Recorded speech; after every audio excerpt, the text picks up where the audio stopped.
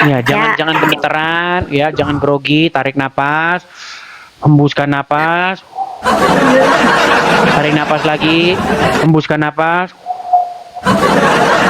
Yuk, terus, silakan. Ayo, nyalakan kamera. Oke. Terima kasih, teman-teman. Terima kasih yang memberikan support ya. Terima kasih. Ini mana Elin? Apa kamu sudah ketakutan? Kalau misalnya ketakutan, jangan dipaksakan. Nah, gitu. Oke, silakan. Ya. Selamat pagi, Elin. Selamat pagi. Oke. Gimana, Elin? Gimana? Apa yang ingin Anda sampaikan? Silakan. Mainan di rumah Rahma. Silakan. Ya, ini pembahasannya masalah agama ya. Betul. Betul. Mama. Dimana dari pokok bahasan kita hari ini, beberapa teman-teman Muslim sudah mengakui bahwa menurut Al-Quran, Muhammad itu berada di jalan yang sesat. Kalau sepengetahuan saya, ya saya orang biasa ya. Sekolahnya juga menengah. Kalau masalah agama, kalau sepengetahuan saya, agama sebelum dibawa Nabi Muhammad itu agama Yahudi ya. Cuma agama Yahudi itu dulunya memang agama yang diturunkan Allah ke muka bumi. Ada kitabnya loh, mereka juga dituruni kitab. Kitab apa? Kitab orang Yahudi aku kurang tahu ya, karena aku bukan apologet. Oke. Menurut Anda, mereka menurut Anda ada nggak kitab-kitab yang terdahulu? Kitab terdahulu memang ada. Apa itu? Kitab apa itu? Kitab Taurat dan Injil. Kalau mereka yang dituruni kitab sebelum Nabi Muhammad itu disebut dengan Ahlul Kitab gitu. Taurat dan Injil kitabnya ya, betul. Ahlul Kitab. Memang ada agama-agama yang diturunkan Allah gitu kan, bersama rasul-rasulnya dan kitab-kitabnya gitu. Oke. Apa nama kitab-kitabnya itu? Taurat dan Injil, betul? Betul. Nah, di dalamnya terdapat kebenaran dan cahaya, betul? Betul, di Al-Quran juga dijelaskan. Iya, tetapi kenapa Kak Elin tidak percaya, tidak membaca kitab-kitab sebelumnya di dalam Taurat dan Injil, malah membaca kitab-kitab sesudah Al-Quran? Karena semua kan, bingung kan? kitab Al-Quran, Zabur, Injil semua sudah dirangkum, sudah dijelaskan oleh Allah sendiri yang berfirman. Allah sendiri yang menjelaskan kitab-kitab terdahulu itu isinya semuanya ada di Al-Quran. Semua isi kitab-kitab terdahulu semua ada di Al-Quran. Sudah jelas, komplit gitu loh. Ya. Oke, baik. Kita buktikan ya pernyataan dia ya. Menurut Elin, kitab-kitab terdahulu itu sudah dirangkum dan sudah ada di dalam Al-Quran dan Al-Quran komplit, betul? Iya, betul. Baik.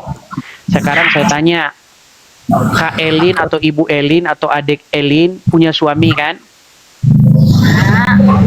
Mohon maaf nih, mohon maaf. Disunat tidak suaminya? Islam. Disunat tidak suaminya? Ini disunat. Oke. Sunat itu diajarin tidak oleh Al-Quran? Diajarkan. Semua. Di Quran surat berapa? Silakan. Aku kurang tahu ya. Aku membaca Al-Quran cuma apa? Begini Elin, di dalam Al-Quran tidak pernah ada sunat. Kata khitan itu tidak pernah muncul barang satu kali pun di dalam Al-Quran.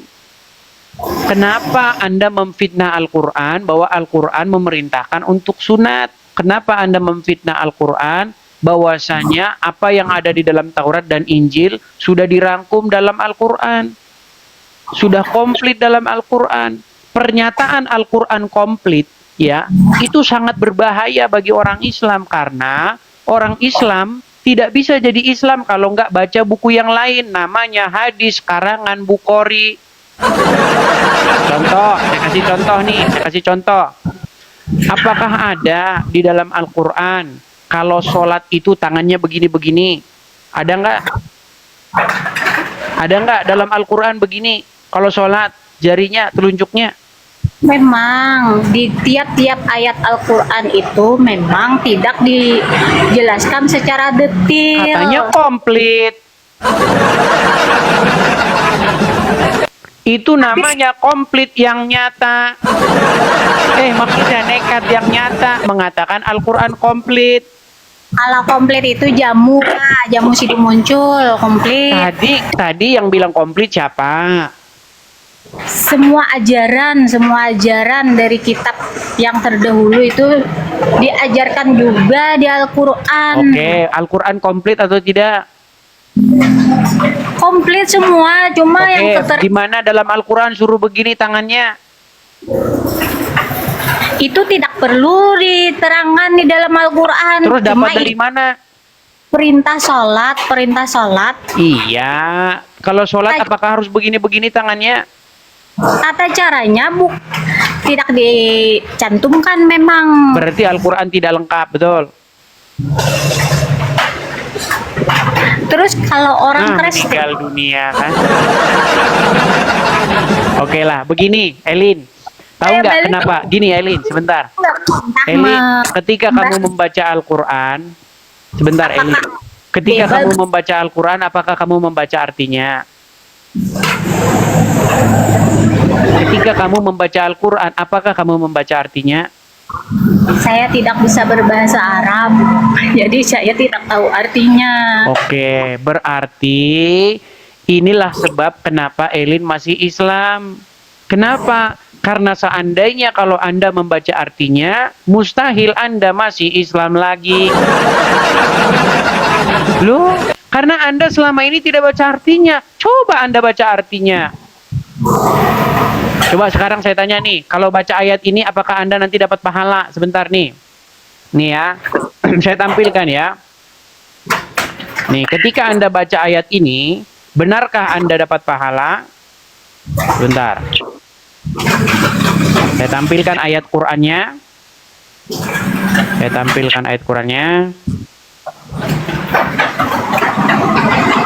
Sabar ya, sabar pelan-pelan.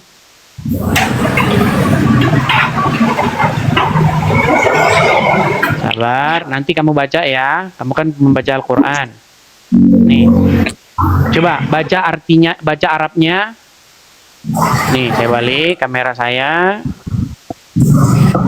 Nih, ini ayat Al-Quran nih. Surat Al-Ahzab ayat 51. Coba baca, coba. Tujzi man tasya minhunna watu, apa itu ya? Kurang jelas nak. Oke. Oke, ketika Anda baca ini Anda dapat pahala, betul nggak?